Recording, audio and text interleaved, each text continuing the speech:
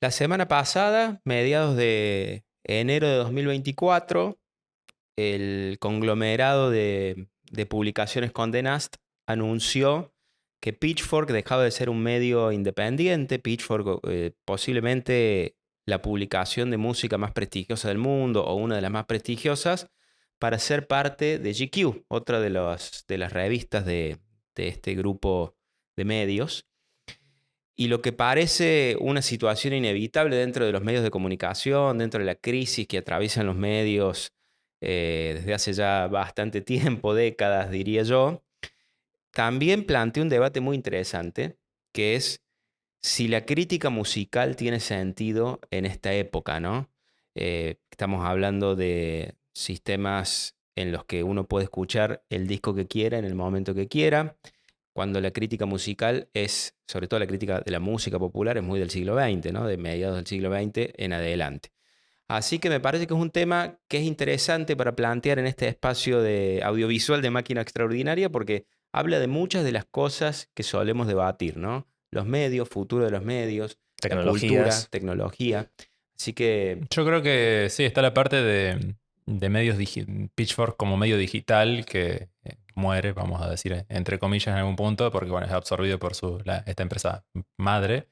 Pero más allá de eso, está bueno hablar del caso de un medio musical, digamos, medio digital musical que atravesó, si no me equivoco, en los 90, fines de los 90 nació, o ya eran los años 2000, no recuerdo. no, es de mediados de los 90. Hago un Ujú. resumen porque es Sí, bastante estaría bueno interesante contarle a la gente. la historia de Pitchfork. Surge a mediados de los 90 como un blog personal de un entusiasta, un melómano, que el nombre, si mal no recuerdo, él se llama Ryan Schreiber, que estuvo en la comitiva de Pitchfork hasta hace relativamente poco tiempo, pero en aquel momento, mediados de los 90, era un tipo bastante joven que escribía reseñas muy largas de música que no tenía lugar en los medios de comunicación No tradicionales, tenían ¿no? lugar por lo largas, por el enfoque que tenían, por las cosas que trataba, por qué era distinto, digamos, en su momento. Una mezcla de varias cosas. Por un lado, los artistas, que eran grupos que no solían tener espacio en revistas, no sé, pienso en Rolling Stones, Spin, Musical Express, etcétera, pero también porque se permitían un tipo de prosa que estaba muy alejada de la crítica musical tradicional. Y de a poco, digamos, ese sitio empezó a tener colaboradores de distintas partes de los Estados Unidos y empezó a crecer mucho. Y eso se empezó a convertir en un espacio de música alternativa muy prestigioso. De hecho, yo creo que un eje en la historia de Pitchfork tuvo lugar en el año 2000, justamente, cuando se publica la crítica de, no, OK Computer, no, perdón, de Kid A, de Radiohead del año 2000, ¿no? Cuarto disco de Radiohead. Que como curiosidad fue, a lo largo de toda la historia, Pitchfork siempre fue muy, digamos, muy severo con sus calificaciones y es uno de los tres únicos discos a los que les puso un 10. Entonces, y salió esa crítica en el mismo día en el que salía el disco, que era algo atípico para ese momento, ¿no? Recordemos que salía un disco y podían pasar 2 o 3 semanas hasta que una revista especializada lo publicaba. Pitchfork nace junto con la cultura web, es decir, un espacio para nerds, eh, Con algo más de inmediatez, claro, con algo una más de narrativa inmediatez. diferente de la mainstream. Exactamente. Mm. Entonces, Pitchfork a partir de ahí empieza a crecer mucho, tiene su propio festival a mediados de los 2000, en el 2015 lo compra Condé Nast en un gesto de que se había convertido en el establishment, lo que inicialmente había, digamos, había combatido. Entonces, Pitchfork era un lugar de legitimación y lo fue y lo sigue siendo, ¿no? Porque, bueno, no ha desaparecido. Pero evidentemente este es un golpe muy grande para la industria. Ujú. ¿Cómo creen que se relaciona esto con el modo de consumir música actual? Digo que es la gran pregunta, digamos, el elefante en la Sí, habitación. y esto Habitación, que ¿no? decías vos de que quizá ese tipo de crítica ha muerto, ¿por qué ese diagnóstico así tan terrible? Bueno, yo tengo mis teorías al respecto, tengo algunas ideas. Primero me gustaría escucharlos ustedes. Todavía no te hemos escuchado, Javi. Quiero que diga, por empezar, ¿cómo escuchas vos música en líneas generales y cómo te informas? Es que yo soy muy vieja escuela. Yo crecí en los 90, así que mi manera de escuchar música es álbumes completos yo me meto a Spotify y elijo un artista y es o no tanto por la moda, viste que hoy en día la moda son singles, digamos, uno ve todo el tiempo singles y nada más, no es que se lanzó un disco y es como salió un nuevo disco de algo. De hecho, la última vez que recuerdo que quizás yo en mi burbuja, ¿no? No demasiado insertada en la melomanía, este, la última vez que vi que se hablaba de un disco completo era con Random Access Memories de Daft Punk. Era tipo, sale el disco que tiene toda una identidad y está grabado de tal forma, Hace con más de 10 años. artistas, claro. Y me Claro. acuerdo que cuando salió nos juntábamos con mis amigos a escuchar el disco. Que era, boludo, salió el disco de Daft Punk y era sentarse viste, a escudriñarlo, escuchar detalles, mira esto acá, no sé qué. Después el resto es los singles que van saliendo, que no me llaman tanto la atención. Cuando hay un artista que saca un single interesante, veo si eso es parte de un EP o de un disco y me siento y me escucho el disco entero, de palmo a palmo. Pero es un modo de consumo de viejo de 40 años, ¿no? No es, no sé si de ahora será así. Estaría bueno que hubiera acá en esta mesa uno más pibe o piba, y le preguntamos, che, ¿cómo escuchás vos los discos? Pero esa es la manera que yo tengo de acercarme. Bastante vieja escuela y casi como si tuviera el físico, casi como si tuviera el CD. ¿Viste? Cuando te sentabas y ponías el CD y lo escuchabas entero. Y para pensar un poco, digo, porque capaz que sí hay muchas similitudes, pero capaz algunas diferencias también, digo, con el cine, ¿no? Porque quiero decir, las reseñas de películas también, ¿ustedes creen que han muerto en la misma medida? Va, muerto es una palabra muy fuerte, pero han caído también en la misma medida que las reseñas de discos, las reseñas musicales. Quiero entender si el fenómeno es similar, digamos, porque en cuanto al consumo, es medianamente similar en el sentido de que hay un acceso a las películas que antes no Sí. había No y sé si han hoy... cambiado, pero capaz que se han muerto, no sé si han muerto, mejor dicho, pero quizás sí han cambiado, ¿no? Mm. Por ejemplo, la crítica de cine que se ve hoy, viste, Rotten Tomatoes, ese tipo de cosas, es la frase pegadora que va a ser la parte, viste, destacada de la crítica en Rotten Tomatoes o en Metacritic. Vos entras a los sitios agregadores de críticas y no lees la crítica completa, lees un extracto que hacen de la crítica completa que hace un especialista de un diario, en el mejor de los casos. Ese punto es súper interesante porque creo que, bueno, recién conversábamos con Hoppy sobre algunos de los textos que analizaban lo de Pitchfork y uno puntualmente hablaba de cómo pasó la pasión sobre los discos y sobre la música. No sé si es exacto lo que digo de cómo estaba en el texto, pero pasó de la parte de la crítica a la parte del fandom, digamos, que sería todas las críticas. A ver, es un poco las reseñas de todos los usuarios en los comentarios de YouTube, en distintas páginas en las que los usuarios pueden dar sus O la vistos, lógica ganchera foros. de Internet, ¿no? De la que siempre nos quejamos para otras cosas como las noticias. Esa lógica ganchera, ¿no? De vamos a hacer la crítica que tenga. La crítica gira en torno, al menos en el cine, en lo que yo veo, en torno a la frase ganchera o el nudo ganchero que tiene el texto. En el mejor de los casos, cuando es un texto, ¿no? En otras veces son 3 párrafos y un párrafo, viste, como picante y nada más. Pero ahí creo que ahí No sé en la música cómo será, si es así o... sí, en un punto creo que me quedo un segundo con lo que decís en el sentido de, por un lado está lo de los medios, lo masivo, los algoritmos que te ponen una frase que incluso suele ser algo escandalizante, digamos, una punta de la película, una punta del disco, que es para conseguir clics, etcétera, digamos. Pero quiero decir, la gente que realmente valora el contenido, la obra y la discute. ¿Dónde está? Porque antes quizás estaban estas críticas o se agrupaban esas críticas. Hoy hemos hablado en otras oportunidades de foros, Quizá en Letterboxd. quizás en O Letterboxd. quizá en lugares así como más nichito, ¿viste? O en foros, qué sé yo. Yo la verdad no. Spotify no tiene esa pata, por ejemplo, ahora ¿Y los de la pensándolo música dónde sobre la están? marcha. Y te agrego otra más, que ¿viste lo que yo decía de que cambia por ahí en la inmediatez y en la idea de tratar de que tu crítica salga más arriba? Eso también ha afectado a la crítica de la música y se hace también la crítica de singles o de versus la crítica de álbumes, que por ahí no sé si seguirá siendo una cosa que se usa. Bueno, hay mucho, hay mucho material para diseccionar. Yo creo que, respondiendo un poco a lo que planteaba Alan, es evidente que la crítica de cine ha sufrido algunas consecuencias, al igual que la crítica de música, en esta era digital, porque, bueno, lo estamos viendo en la industria, ¿no? Este boom de las películas de superhéroes también creo que es consecuencia de un tipo de consumo que hace que el cine de orientación más artística, por decirlo de alguna manera, tenga menos relevancia. Después, por otro lado, yo creo que la crítica, entendida como un- una práctica del periodismo cultural o de digamos, de la escritura más trabajada, siempre fue de nicho, nunca fue mainstream. De todas maneras, y esto lo digo muy a título personal, porque yo soy un gran consumidor de crítica de música y también mi corazoncito está en la producción de crítica de música, porque durante muchos años trabajé de eso.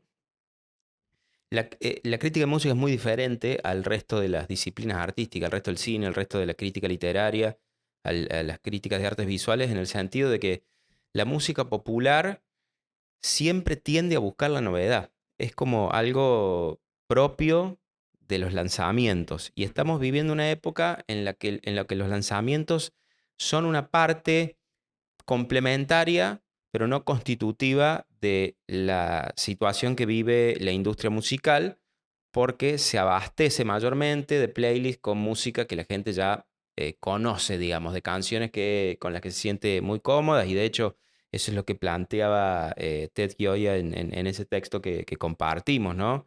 De que, bueno, que la industria musical en una época necesitaba de esas novedades para que funcione todo el mecanismo. ¿Vos te referís lanzamientos al lanzamiento de un álbum, por ejemplo? Lanzamientos de un álbum o lanzamientos de un artista. Y hoy, por ejemplo, digamos, la venta de discos físicos, que es una ganancia marginal, pero no deja de tener su porcentaje, está sostenida por reediciones de clásicos y 2 o 3 artistas muy populares, como actuales, ¿no? Como Taylor Swift o como... Los vinilos de Billie Eilish, O de Billie Eilish, coleccionistas. etc. Sí. Pero que no dejan de ser artistas super mainstream, que aún sin editar en físico son muy populares en plataformas también, ¿no? Entonces, para mí hay un debate en el que yo he leído mucho en estos días sobre, bueno, ya no se necesita la crítica de música porque no necesitas ese ente que legisla y te indica si algo vale la pena o no de consumir, sea una película, sea un libro o sea digamos, un disco o un single, porque ahora uno no tiene que invertir dinero en esa obra, porque lo puede escuchar gratis. Y para mí esa es una versión un poquito miope de la crítica, porque es mucho más que eso. Es un análisis de una obra, puede ser complementario a tu mirada de la obra. em, y en ese aspecto, para mí, Pitchfork, con todo en muchos sentidos, tenía una mirada elitista de la industria musical, eso yo lo reconozco, pero a mí me sirvió muchísimo y me formó en muchos sentidos.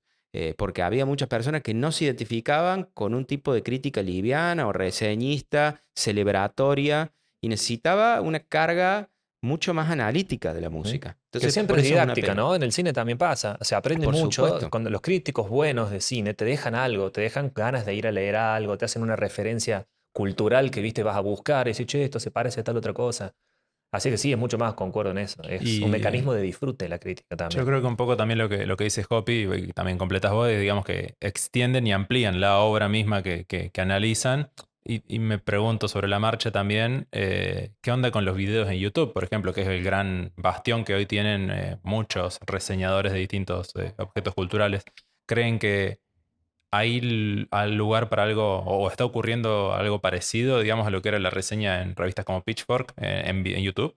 ¿Han encontrado casos así? ¿Ustedes que valoren, que les Y gusten? yo sí, yo sigo a varios youtubers, también escucho podcast, pero creo que lo más cercano sí, es la escritura, y en ese sentido me inclino más por los newsletters, ¿no? Ujú. Sí, en mi caso hay un par de youtubers que me gustan. De cine, muchos. Crítico y Cítrico es uno que viene a la mente, ¿no? Con el grupo de gente de Cracosia Podcast, por ejemplo, que hacen el podcast y vos tenés los videos de Crítico y Cítrico donde él usa la imagen justamente para irte explicando, está muy bueno. Eh, digo de los mainstream así de YouTube. Y en el tema de la música, por ejemplo, lo que hace Rick Beato me parece muy interesante, que es este productor, arreglista, músico muy prestigioso estadounidense, donde él analiza con mucho detenimiento, con mucha técnica musical y en extensión también. Tiene videos larguísimos en donde se dedica a desmenuzar por qué tal canción es buenísima, por ejemplo, y te explica y realmente te enriquece el criterio. En eso es valiosísimo, ¿no? Y también se sienta a cagarse de risa, porque lo hace y lo festejo, del top 10 de Estados Unidos todas las semanas. Entonces el tipo se siente y básicamente despotrica de lo porquería que es la música, salvo cuando encuentra cosas que él considera que están Claro, muy que le valiosas llama la atención. y levanta ese artista. Mira, también estaba pensando el punto que tiene que ver más con los medios digitales y Pitchfork como un medio digital que también pierde relevancia y va de la mano con otras cosas que hemos hablado en su momento, que es la cantidad, cómo el tráfico masivo deja de ser un baluarte de estos medios, porque las plataformas así lo quieren, digamos, o sea, Facebook deja de enviar clics, Google también, y Pitchfork, que era un medio basado en publicidad digital, también se ve muy complicado por eso.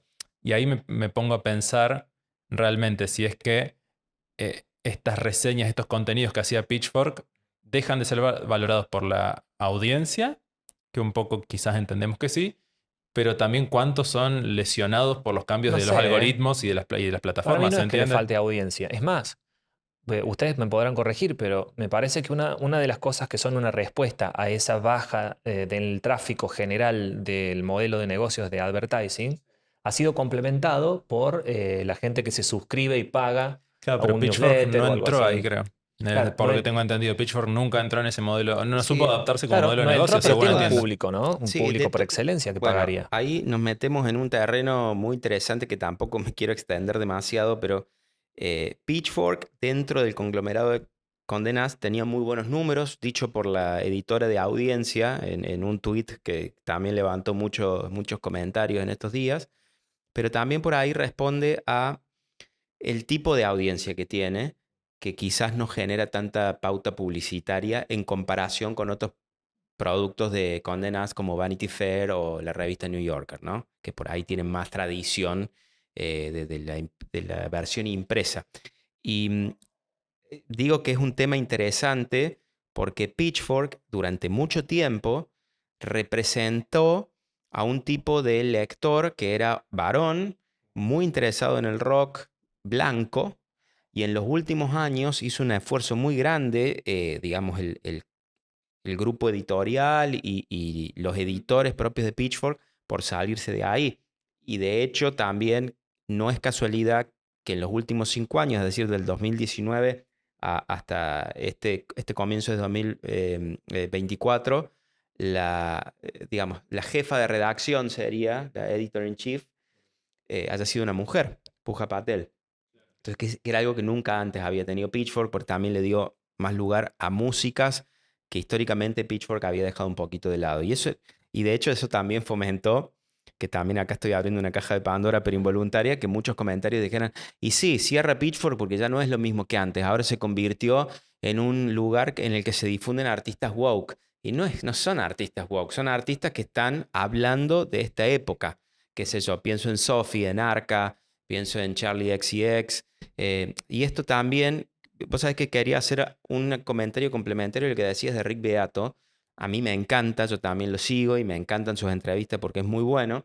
Pero Rick Beato, más que crítica, hace como análisis musicales, lo mismo que hace Sean Track, por ejemplo. Pero después hay crítica. Crítica en el sentido de que analizan una obra no tanto desde lo técnico, sino de lo cultural, es decir, de qué está hablando a nivel contemporáneo esta obra. Por ahí el crítico de YouTube más famoso es el Anthony Fantano, ¿no? El que tiene ese canal que se llama The Needle Drop, que es medio hater, se divierte mucho, pero sabe muchísimo de música. Y eso es para mí el valor que tiene la crítica cultural hoy. No solamente para que me diga si el disco de Kanye West vale la pena o no, sino que me explique que, de hecho, Pitchfork en mi caso fue el medio que me lo explicó. A mí me encanta el Vaporwave, pero yo no terminaba de entender culturalmente qué significaba o por qué me producía las emociones que me producía. Y gracias a los ensayos de sitios como Pitchfork, lo empecé a valorar mucho más y empecé a sentirme como, bueno, esto es lo que me representa a mí como ser humano del siglo XXI, Claro, ¿no? está bueno. No, me quedé pensando simplemente, y tampoco quiero que lo estiremos mucho más a la charla, pero si tuviésemos que dar un pequeño veredicto así sobre la marcha, ¿quién dirían que hace que Pitchfork caiga en declive? ¿La industria y sus actores o la audiencia? La audiencia entiendo que creemos Audiencia que no. woke, y para eso tienen que ir a La ver nuestro audiencia, video claro. anterior sobre cultura woke. No, mentira, era como una especie de hipervínculo que quería tirar. Claro. Claro, porque no, pienso en el link en el texto que sí que mencionaba Hoppy de Ted Choya, que hablaba de que la industria justamente y sus actores buscan oyentes pasivos hoy en día. Eh, no sé si fue una búsqueda de matar a medios como Pitchfork, pero un poco sus acciones llevan a que ocurra esto, digamos, de que no se necesite o no se busque este tipo de contenido, sino que simplemente se escuche música sin mucho más involucramiento que darle un play y qué sé yo, estar en una plataforma como estamos hoy en las plataformas.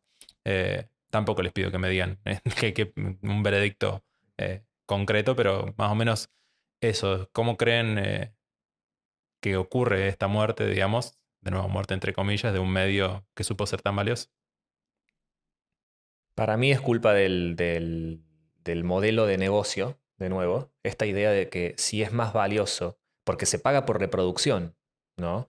Que la gente escuche cantidad de música y no que escuche en profundidad o que se enamore de un artista o de un sello discográfico. Hay gente que era fan, yo lo pienso en el paralelo del cine, que yo conozco un poquito más. Vos te seguías a un estudio. Antes seguías un sello quizá o seguías productores. Entonces te generaba otro tipo de vínculo con las obras. Si ahora es mirar la mayor cantidad posible en el menor tiempo posible y dale para que todo salga con fritas rápidamente, esa idea de comida rápida, por supuesto se va a beneficiar de todos los incentivos económicos para que eso sea así. Entonces no conviene la crítica sesuda, no conviene, es antieconómico, es anticonveniente para la sociedad de la novedad permanente el sentarse a leer algo, el sentarse a escuchar algo, sentarse a pensar algo. Sí. Sí, yo concuerdo mucho con la mirada que tiene Javi, y creo que la culpa es de la industria, pero todos los actores involucrados, desde el productor del contenido a los que lo consumimos, tenemos nuestra cuota de responsabilidad en este declive de los medios de comunicación y que se entienda, no estoy tratando de imponer una mirada nostálgica de que antes era mejor, pero también tenemos que ser conscientes de que elogiar algo que estaba muy bien en el pasado no significa ser un conservador y hay que empezar a reconocer que hay cosas de antes que eran mejores que ahora. Y esto estamos hablando de la música y del cine, pero se aplica a muchas otras cuestiones en las que esta cultura de la inmediatez, o como le dice Escolar, y la cultura snack, de ir picando un poquito de contenido como eso, nos está llevando a lugares medio oscuros, ¿no? Esto de consumir noticias únicamente por el título, de no profundizar. Es, hasta te diría, digamos, un ejercicio civil que no nos está llevando por buen camino. Sí. Como siempre decimos, la moderación y en este caso el bajar un cambio, el paso lento, son realmente en esta sociedad ejemplos de ser un revolucionario, ¿no? De ser un distinto. Bueno, esperamos que nos dejen en los comentarios sus hipótesis Y vamos a sobre... dejar también linkeados los artículos que refirieron ustedes también, como para que también Sí. quienes nos ven vayan leyendo sobre esto. Totalmente.